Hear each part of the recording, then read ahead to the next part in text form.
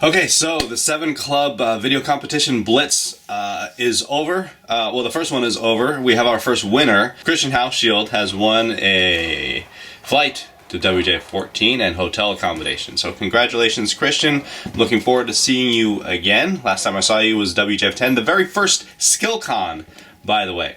But that's not the point of this video. But as long as we're on the digression from the start point, that's not the point of this video. We're going to do another one. We're going to do another 7 Club video competition blitz with another prize, and the same prize actually, another trip to WJ14. So for those of you who didn't win, you want to give it a try again, it's going to be a different type of competition. It's going to be a shorter run.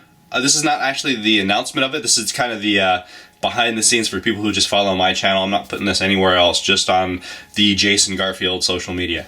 But we are going to do it again, and probably fairly soon. Actually, Volva is coming to visit me for my birthday, so we'll probably do a video about it as our official release of the 7 Club video competition. But just to give you an idea of what you're going to have to prepare for, it's going to be a shorter run, but it's going to have to be clean from beginning to end. So everything about your 7 Club run, like, you know, under 50 catches probably, maybe closer to 30, something like that. We want to see a clean start, clean run, clean ending. Same kind of ending criteria that we just did, but then also, you know, a run where you're not walking around so much.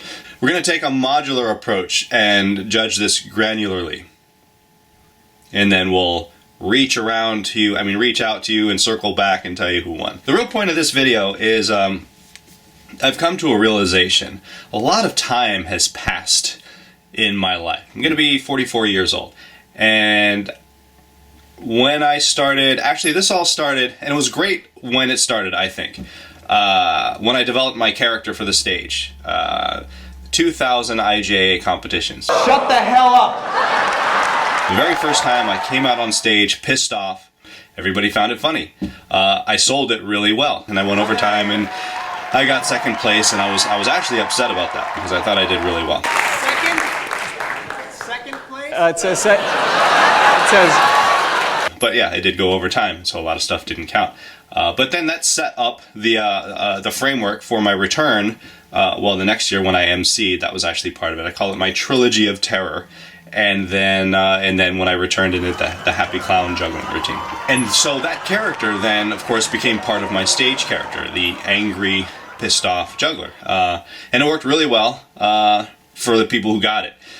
And it was amazing to me that there are some people that thought, well, why is he performing if he's so mad? And to me, it's like, well, obviously, he wouldn't. That's obvious. It's obvious. It was obvious to me that it was a character. It was obvious to other people it was a character. But it didn't make everyone happy, right? And you're never going to make everybody happy. But you need to make enough people happy that there's more people that are happy than are not happy. And then, of course, this character found its way into everything that I did, every video that I produced. And my goal, and I'll tell you why in a moment, why I had this goal, but my goal was to never smile, never laugh, never break character. It was a character, and I didn't want to break it. And it was very important to me because it's very difficult. It was very hard to not laugh and not smile and not laugh when I'm performing, when funny things are happening, and I just look at someone like I'm the most upset person in the world, which is hilarious to me because how could you not laugh? How can you not get it? And that's what was funny to me about that character, is that, you know, even though everyone in the audience is laughing, he's mad. It doesn't make sense. It's funny. Anyway, people got it. So the reason why I embraced that and I liked it so much and I wrote it for so long is because I used to not have that concentration. That was actually mastery for me of something that I used to not be able to do.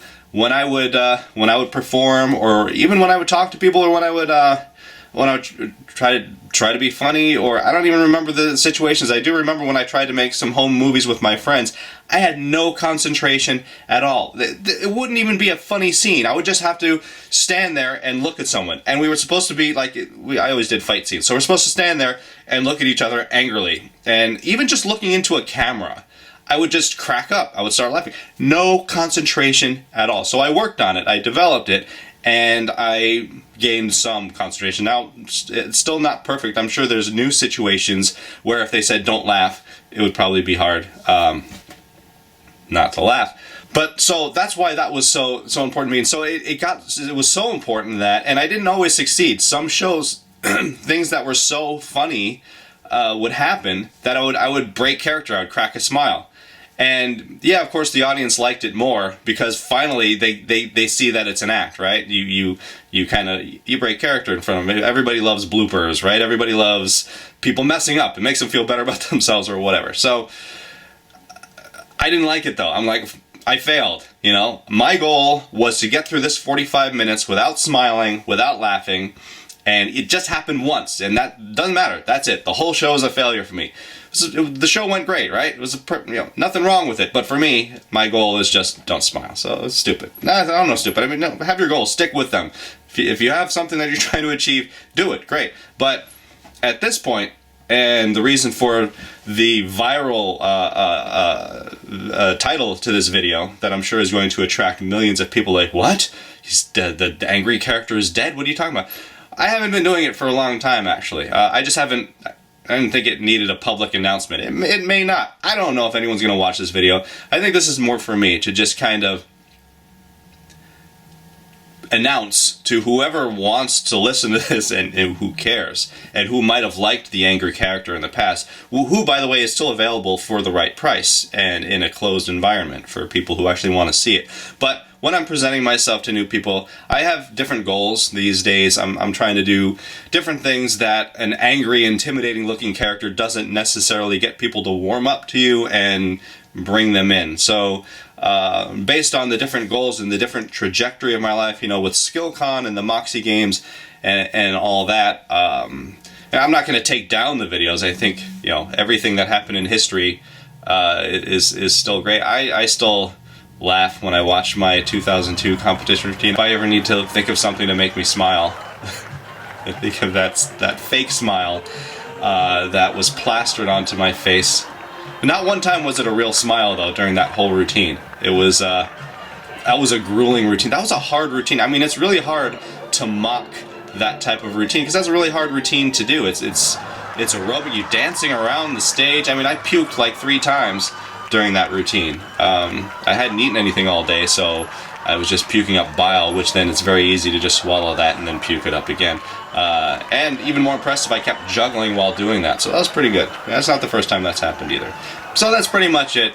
No more angry character. Segueing from that, we've got WJF 14 coming up in about 5 months? About 5 months, yeah. So it's time to start thinking about registering for that. If you have fun at juggling events, this is really no different. This is just a gathering of jugglers. They're not all super high technical jugglers, although many of them have aspirations to improve their juggling. And so we provide the motivation and inspiration for that, and workshops, of course. Plus, you get all the other stuff at SkillCon. I mean, check out our shows. I mean, we produce the Moxie games. It's going to be on ESPN2 this Wednesday, August 8th at 6 p.m. Eastern Time. It's the second year in a row that ESPN has produced this. What's most important to me is that juggling is coming back to ESPN2. We haven't been on ESPN2 since 2006, which was the programs that we produced from WJF2, which of course was our second year. So getting back to ESPN2 is a big deal for us, and it's because of the Moxie Games program format that juggling is coming back to that. Dodge juggle. Everybody loves dodge juggle. It was just an idea that I came up with. I thought it'd be fun to throw balls at jugglers. Apparently it's very fun, and even more fun to watch professional dodgeball players throw balls at Josh Horton and Noah Schmeiser and watch them dodge it.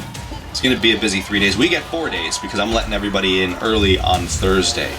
So yeah, so come early. So plan to even come, if you come in Wednesday night, there'll probably be some juggling space that evening in the pavilion. I'll be there setting up. I'm pretty sure. I'm always there a couple of days beforehand. So just let me know when you're coming in so that I can look for you. Because I do make it a point to meet everybody who's attending, and if they're coming in early, I meet them early. I make sure they have some place to practice and juggle and stuff like that. So to sum up, angry character, gone, and then what you're left with is this. I don't know how to end this video, so I'm just gonna like... That pisses me off.